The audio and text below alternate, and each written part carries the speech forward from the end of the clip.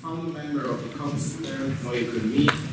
She's one of the organizers of the fourth International Degrowth Conference in Lezing in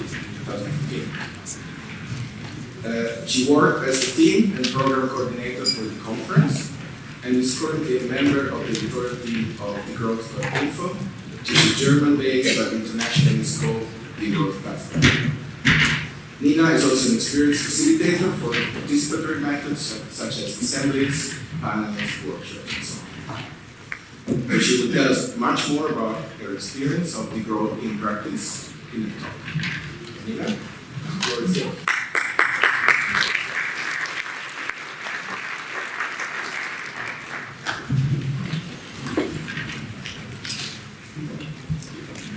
Okay, turn on. Hi, very nice to see you all. I was invited to give a talk on degrowth in practice, the example of Germany. And so for a disclaimer, I want to say beforehand, it's not always the way you have to do it, the Germans do it, obviously. And the other thing is also that I thought it was more practical for my side to focus on the examples I know well. And I think also the story could be told differently. So just that you don't think this is the only way to put degrowth into practice or afterwards challenge me on what is exactly so that. There might be much more other ways to do it, obviously. I'm going to start out with the Degrowth Conference in Leipzig. It was already mentioned. The Degrowth Conference in Leipzig was the biggest degrowth conference so far. We originally planned for 1,000 participants, and we ended up with a little more than 300,000, yeah, but not that much. 3,000, and I think we could have been more even. And we had people from over 70 countries. We had a lot of activists, people from academia, people from practice, who were brought together. And I think this is really still the starting point of what I would call something like degrowth and activism, or degrowth within the movement.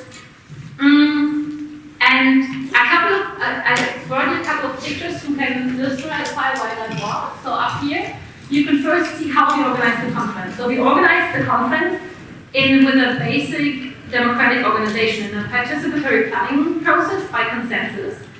And that brought a lot of people together, and that sparked the whole spirit of the conference. So I think if you organize a conference, I think you can always very much tell here that this is thought through, like you thought about how you bring people together and what they want. And it's not about saying to some people, oh yeah, let's make an academic conference and that's it. And then I think this is not something really that goes into the society. I think you need a broader circle for the possibly more people.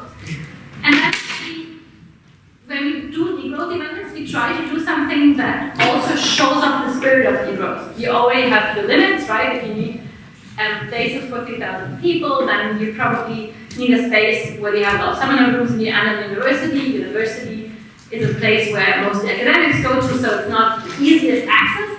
But still, what we tried is that we put a collective kitchen in the middle of the university, and then really they did something to, I think, the spirit of like we can cook food together collectively, and it can be regional, organic, and like less commercial. And a friend, he brought his trailer there. I don't know if you can see that. It says here, "Gee, this, how can they live like that?" So he tried to show what would the degrowth life in practice, very, very simply speaking. Obviously, you can have a different degrowth life, but I think that really sparked something. Oh wow, we could think like living also in that way.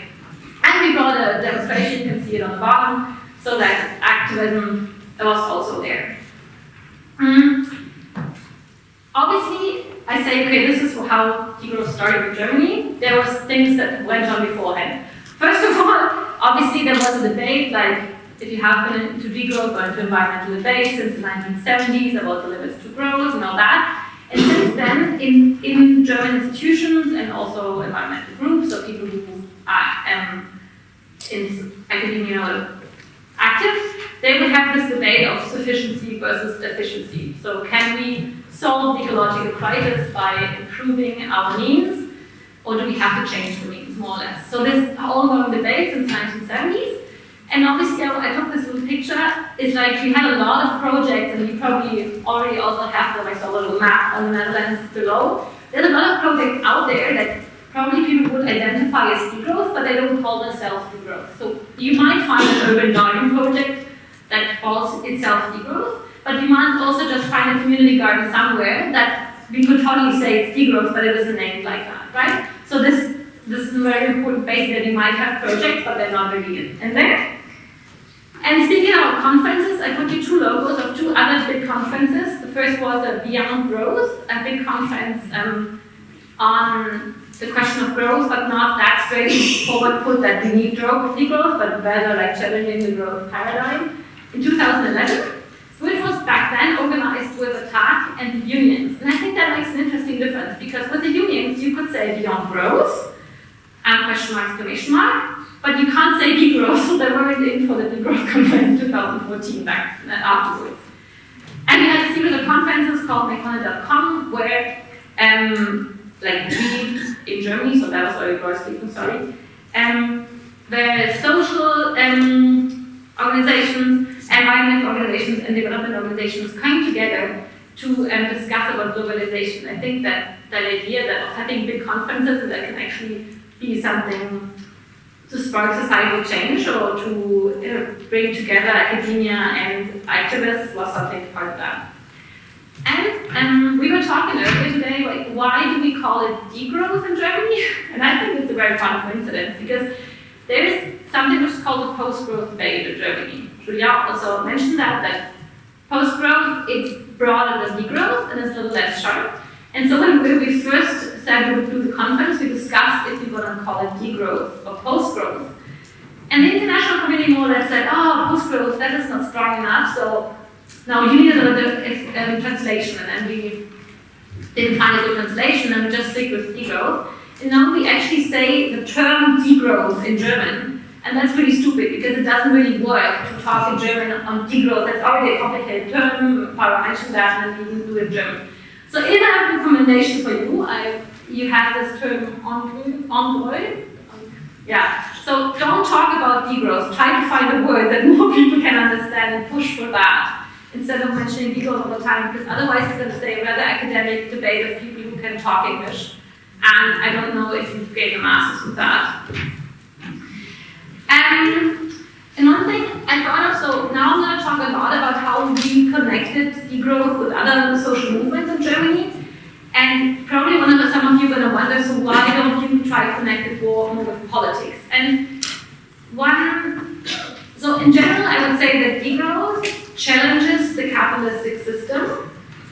And that way it also challenges politics, how they work for now. And since politics are like institutional politics above all on a federal level, there's so much part of the system and they are so accelerated that people don't have the time to really think how the policies they want to put into place could be connected to a total social ecological transformation of society. And just before the conferences, just before the Degrowth conference in 2014, there was a big commission of the German federal parliament, an enquete commission, where they have scientists and politicians coming together who were discussing about growth and about the possibility of degrowth in Germany. And they came to the conclusion that it's very important to talk about degrowth, and that there is no decoupling, and if you want to resolve the ecological crisis and create more social equality, then we have to have some different kind of economics thinking and system. But obviously this does not connect at all to what the parties do now. So I think degrowth is so challenging as an idea that we started start from the ground. And eventually, probably many of you think that or would agree, we kind of have to think how we get it into the political system, but I think the ground has to be laid beforehand. Otherwise, it just doesn't connect with the debates they have. So, when we finished the Degrowth conference, we all think, okay, this was a very rather academic conference, even though it was pretty mixed. What are the real struggles out there, and how are they maybe connected to degrowth? And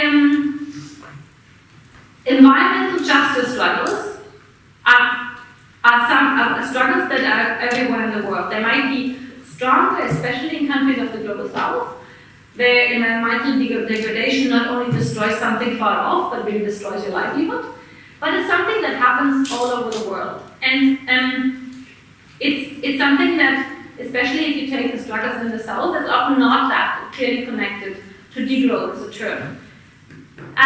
In Germany, there is still open cast mining, a lot of open cast mining. I don't know if you followed the recent process around that, but there was an official decision now that they're going to phase out from coal in 2038. Back then, when we started all that, that is not the case at all. There was a decision that Germany is going to phase out of nuclear power, but when there was more coal, more power coming from coal than ever. There were, in the beginning of 2010, there was even coal power plants and more coal power plants to be built.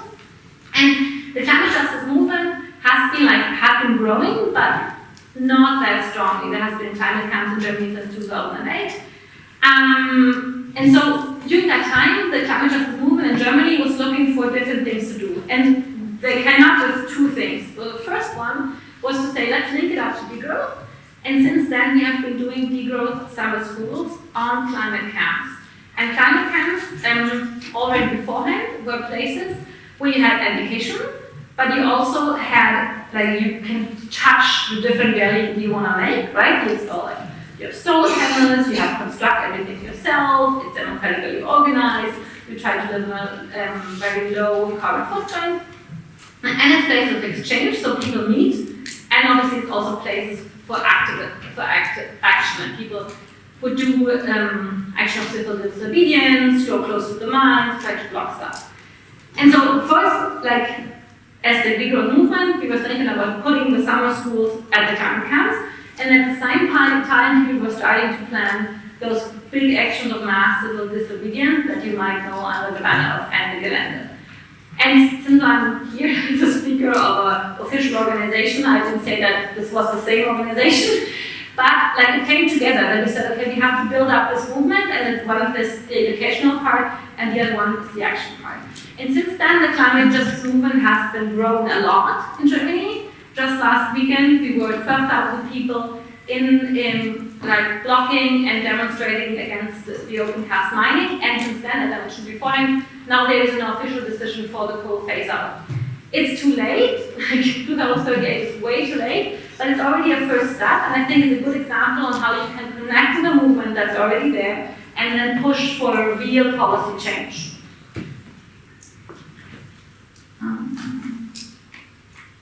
Barbara mentioned earlier that we also have to create places where we don't only talk, but we can also be there as humans with our bodies and our emotions and our needs.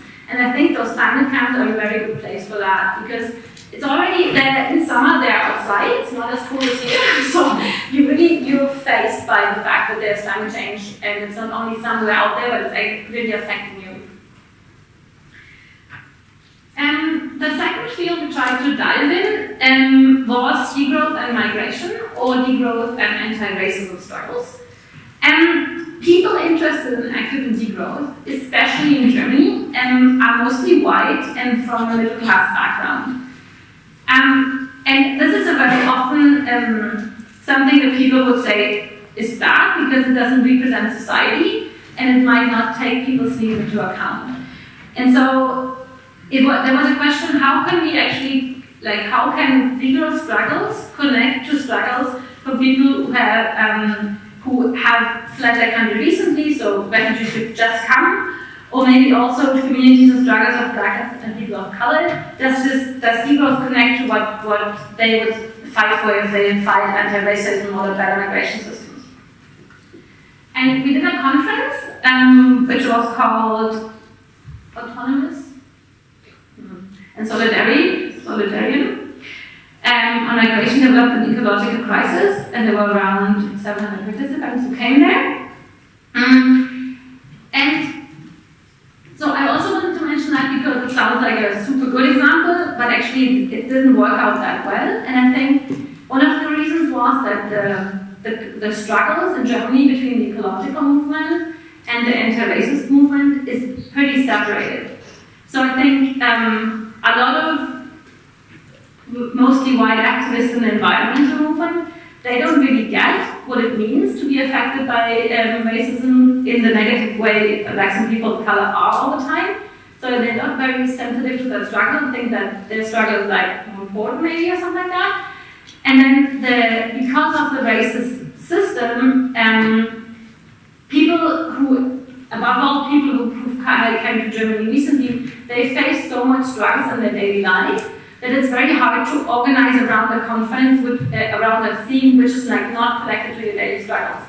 And so I think one thing that could be improved there is that you have to build up long-term relationships, and you have to find organizations that can do the intermediary. So maybe migrant organizations or post-migrant organizations who work with refugee communities, but also can connect to environmental debates, so you have a broker in the middle maybe. And obviously, like, I don't have to tell you that, I guess, issues that force people into migration, like climate change, drought, land grabbing, a bad economic system, agriculture system in the US, and EU and US, are forcing people to flee. So you could make a lot of connections, but it's not something you can easily do on the ground with people. So I think that might be very powerful to bring that together, but I also have the feeling it's a very challenging approach. Another field is degrowth and feminist struggles, or care. So saying that care is like the center of work in society. And often if we talk about the economic system, we talk only about the productive sector, and we forget the reproductive sector. If we want to change the economy, we have to make the invisible work, which is done by people caring for each other, visible. And so this was trying to connect degrowth and the care movement, which is in Germany organized in different ways, but also by the network Care Revolution, and to bring feminist and economic and ecological struggles together. Here, the challenge is that people who work in the care sector, so either they work there not paid, and then they often don't consider it work. So they work at home, and obviously it's work, but it's not something they would say, oh, I have to organize around my work. Or they work in so precarious situations that they don't have the time to organize in a way that you can connect to other movements. So, for example, you try to build up a care revolution group, and you try to bring people in who work in hospitals and daycare and elder care, and they're so exhausted they might find a way to organize themselves in unions, but then to connect to another movement, that's pretty challenging. And the care movement in Germany has had some successes the last year, so they have managed to bring up the difficulties of the commercialization of health and care into the public, and they've already also had some public policy successes. And there is some progress going on in the connection of degrowth and care. For example, we have a big festival in Feminist Futures this fall, but I think bringing those social struggles and the ecological perspectives together, there's still a lot of work to be done. Another example of what we did is that we did this book. It's going to come out in English soon as well. It's called Degrowth and Movements, and it's also on a platform, so you can find all the text online at degrowth.info. I mentioned 3 examples now. So the climate justice movement, the anti-racist or migration movement, and the care or feminist movement. But there are so many more out there. And also at the Degrowth conference, there were a lot more other movements. And so we wondered, how are those movements connected to degrowth? And we invited people who are active in those movements and little known to write about their movements so that people can actually learn about it, and also to write about their connection to degrowth. And so we had 32 different social movements. That was like from ATTAC to the unions, from the established ecological movements to Transition Town, from post-development to Buenavida, from commons to the economy for the common good. So it was a very broad scope. And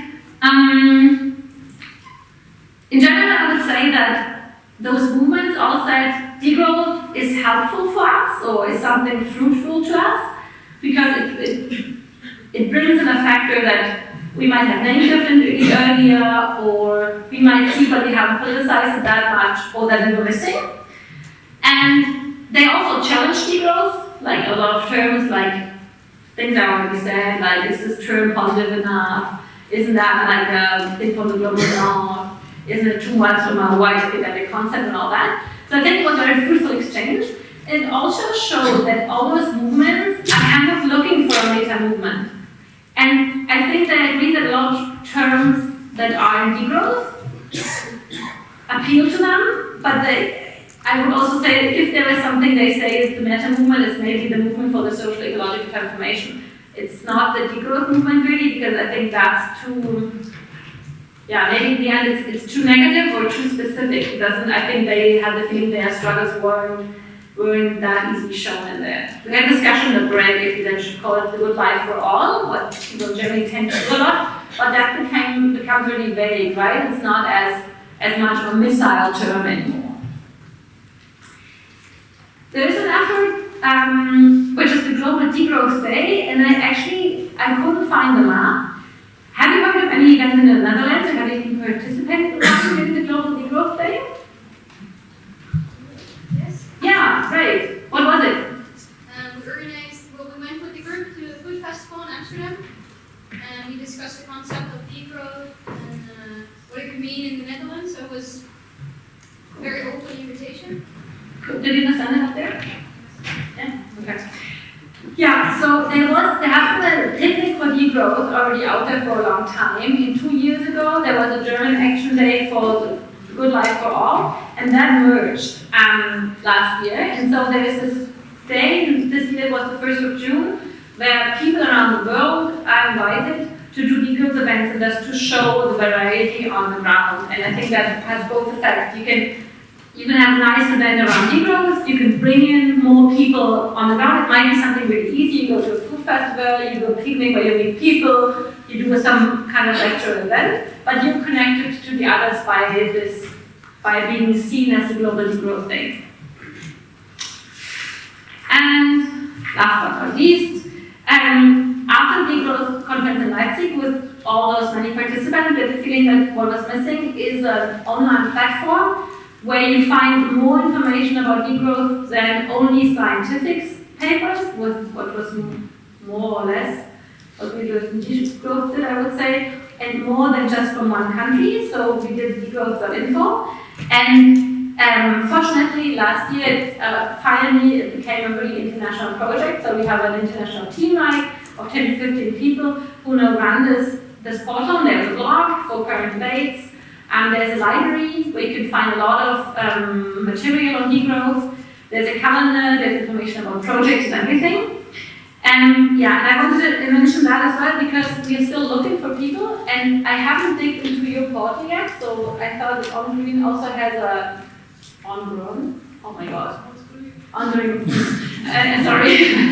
and also has a library, but I think what would be also be really interesting to see if there's not more Dutch articles that we could integrate in the library. So I'll pass it on those files. And if anyone of you is interested, we are happy if someone would join the team. Yeah, and to finish off, so I wonder for the Netherlands, if you think about putting degrowth into practice, I was wondering, who do you see out there that might be interested? I saw you all putting all those questions below, so I mean that's not something you're going to finally answer now. But I think it would be strategically very interesting to discuss what are kind of the movements that you see that might be connected to degrowth, and you might be able to create more visibility for if you bring them into some kind of degrowth network. And also, what are kind of the hot topics that are out there right now, and what are the windows of opportunity? I don't know at all if it's going to work well to push for more climate justice action here, or if there's a care movement in Netherlands you can connect to. Maybe I forgot something that's so obvious to you, you just don't know because I'm not very familiar with the Dutch context. And to wrap that up, I think what you can see here is that we were talking earlier about the the question of transformation and what is this transformation and how do we put it into practice. And from my theory of change, I would say that you need action from the ground and you need people who organize themselves and who take it out into the streets, but always who also take it into projects and who try to transform themselves and their political work in order to get this transformation done. So I don't think we can reach the transformation we want to have if we just ask for policy changes or if we just do our little thing in, let's say, our urban garden project. I think we have to connect the different levels. But I also think that what Barbara mentioned earlier, that we should not forget the kind of change we want to have while we do that. So if you now say, okay, we only have 15 years left and to combat climate change, we have to do the most efficient way of action. I think that I use all kinds of democratic standards and all of kinds of inclusiveness that we have, like, that society has struggled for. And so this question of bringing in the change you want to see within the movement is a really important question. And I think, coming from my degrowth perspective, it should be possible to include that. And it should also be possible to bring together different players from, like you see now within this event yourself. That there's people from academics, activists, students, NGOs, private sector, and then you could think about different perspectives to bring them together. That's it. Thank you very much for your time.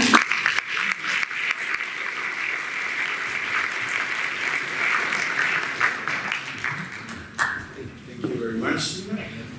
So, question? Nina Treu?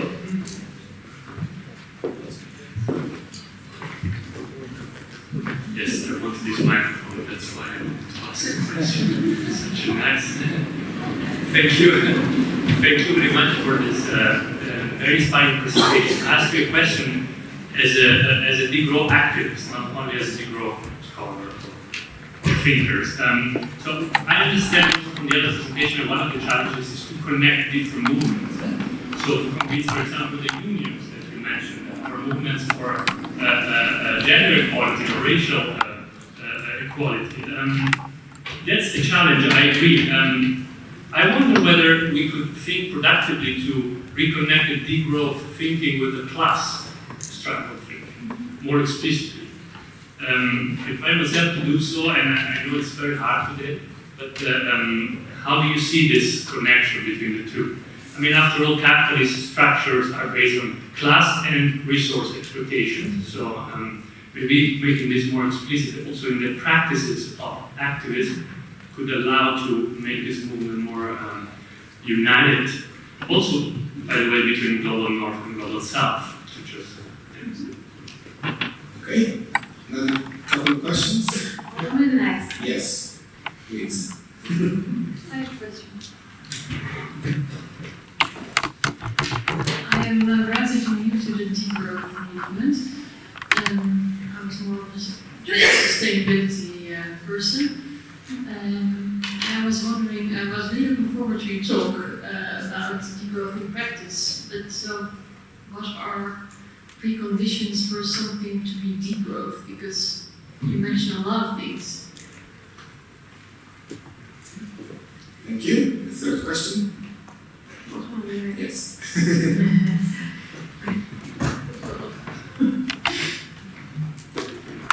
Konzeptwerk from the physics department here in Utrecht. So, as a social player, if you include the companies which have their own life, some of them cooperate, some of them want to do social responsibility, some of them jump on the bandwagon, but also some of them sabotage, and they are the most effective ones. How do you deal with it? Is it through your organization, or how do you have any plans to actually bring them also on board, talk to the good side of them? Okay, for the class struggle. So I would agree that in order to put degrowth ideas into practice, we have to challenge capitalism and the society we have now. That means we have to integrate class struggles. The ones I mentioned are race and gender, right? So I wouldn't separate those. I don't know what the unions are like in the Netherlands. In Germany, the unions, hard. There's a lot of unions who believe that the only way to do it is to have an industrial sector which is very dominated and where people work 30 hours a week and they gain the money for the families. It's very hard to get in the kind of transformation we want with those people defending those jobs and that kind of life. There's a lot of unions who do a lot of progressive work, and that's especially working by organizing sectors that are women-dominated. So the most progressive stuff that has happened with the unions in the last years in Germany is like in the health and the care sector, where people don't ask for more money, for example, but ask more for like better working conditions. And I think there's a progressive dialogue going on, but it's not that straightforward, I would say. For example, taking out the coal phase out, there's a lot of people who say now there's a good chance that we restructure the economic system on that spot, and there's not going to be that many jobs missing. There's actually a chance that people can think about the way they want to shape their jobs in society, but there's also a lot of people like defending it, and there's also struggles between the different unions, right? So I think the most important point, if we take this forward for the Netherlands, is to think where are the progressive unions, where young student youths could start with those, and maybe they can get the other ones who like a little like more traditional into the boat, and also which are the ones who maybe face similar struggles. So maybe there's an industrial sector which is gonna be taken down, and they defend them, but maybe they can gain a lot more if they don't defend it by trying to think about a new project that I would like to create there. Yeah. I should stay short in my answer, so yeah. For the preconditions of degrowth, I think that's an interesting question to be defined also on the spot. So if you say you come from sustainability issues, I would say from my perspective, a lot of things in the sustainability discourse are good. But there's a big problem with the idea of technological progress and of ecological modernization, and we can just solve problems that way. And it's not really a political discourse in many cases. Like, it's not about people organizing themselves and asking political terms. So I think degrowth could be a means to politicize other struggles. And I think it's a very tricky question. Do you want to really up only with people who have the same analysis as you won't get very far? Or do you think you can develop as a common analysis on the ground? So I would say it's good to find some things that are common ground, like you all strive for social justice, you want to be,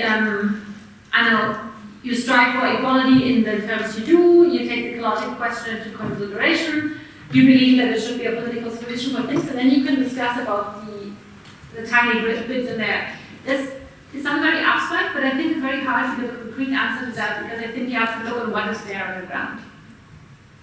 And the last question from companies.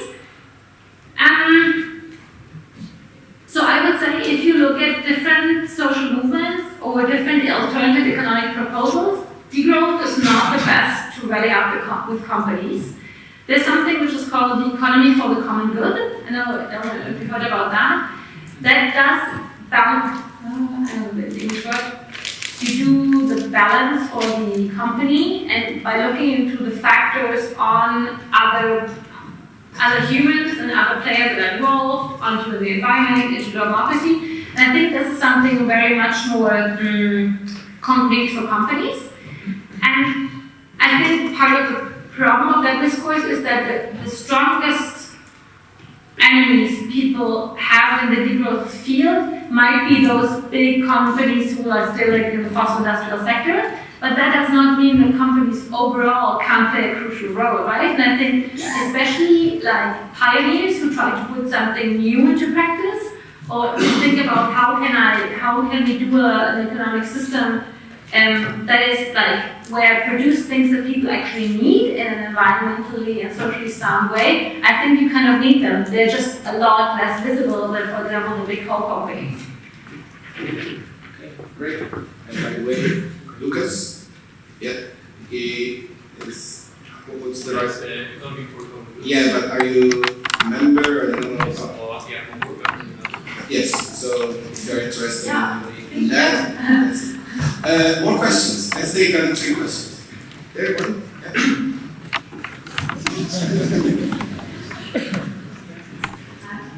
Hi, I'm Yumi.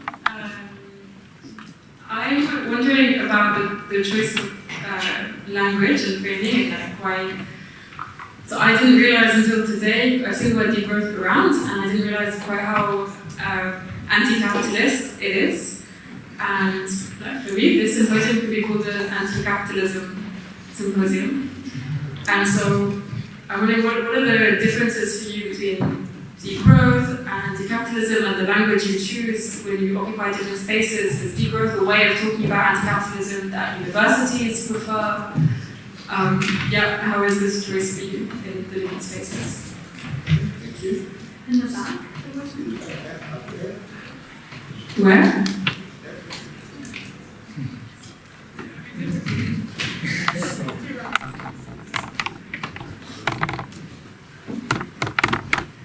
Thanks a lot. I'm very happy that you addressed the question of mobilizing for a degrowth transition, because that is something that also, I think, occupies the minds of a lot of people sitting in this room. I'm sitting here with actually a lot of pressure sort of on my mind, and my question is also a little bit about pressure and about democracy at the same time. The reason why I have pressure is that I'm sitting here with a lot of urgency, feeling of urgency here. You mentioned the 15 years. From what I know is, for instance, the UN report says we have about 11 years to turn this around and thinking about self-reinforcing feedback loops in the climate, the fact that we already find ourselves in an extinction event. So I'm sort of thinking about how to increase the pressure of mobilization, but at the same time keeping it democratic, and that for me is such a difficult question. Okay, so the 3rd question. One last. This is a question made a little bit to you, but also to the rest of the Dutch people here. One very important political item right now is called the rekenrente. So it's how pensions are indexed. If we want to go for degrowth, we would have a negative interest rate on our pension system. So this is a super hot potato in the political scene. So I would like to hear how do you look at pensions, and maybe also open up the debate here in the Dutch political area around this. Yeah, thank you very much for the question. Sorry, just drawing. Will you come back forward?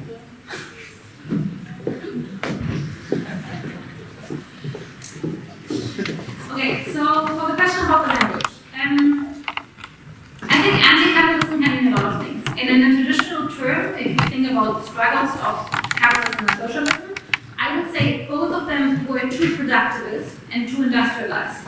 So I think in both what we want to address here today, degrowth is a lot more precise, because it's about tackling the productive paradigm and the idea that we have a system where we always produce more and more, and then Barbara taught about that says a lot about that. So I have to think this is more precise, and I don't know, maybe you would have come if you knew it was anti-capitalist, but in Germany I also make the experience that people would like to talk about degrowth and post-growth, but they would not come if I call it the anti-capitalism assembly, you know? So maybe it's also about finding terms where you can discuss actually content-based issues with people without framing it in a way that's gonna scare people off. I guess you can ask the same question, should we call it degrowth or should we call it the Good Life for All Symposium or whatever word you will find. So I think that's always a question of who do you want to address and who do you get in there. Yeah, for mobilization. So I think that's a hard one. In general, I would say that we need stronger social movements in order to combat climate change and combat the system we have. But you can never know which struggle is going to be as strong to bring forward the right policy or take down the government or whatever. And I think no one can ever plan that. So it's also a lot of people, I think, they are so scared off and they feel like they have so little power that in the end they don't do anything. But if everyone turned it differently and said, I'm going to start just something and I'll try it out, I think maybe it would lead up to the big things we need.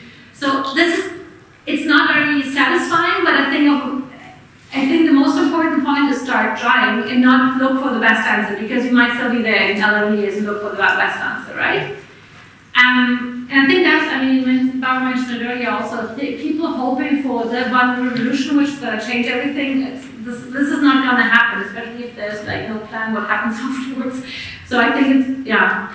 And in Germany there's a big debate now going on saying, oh yeah, finally there's Fridays for Future, and now at least finally the right people ask the right questions. It's like, yeah, there have been a lot of people asking the same questions all the time, and it's not even that radical. It's just because it's kids and they have a totally different position in society that everyone listens to them. But no one could have planned that, right? It was something, apparently, there was floating out there and then came together. And I think it's still good just to hope for that and to create spaces in the meantime where you have the feeling people organize themselves, they do actions, they organize themselves and build up their knowledge.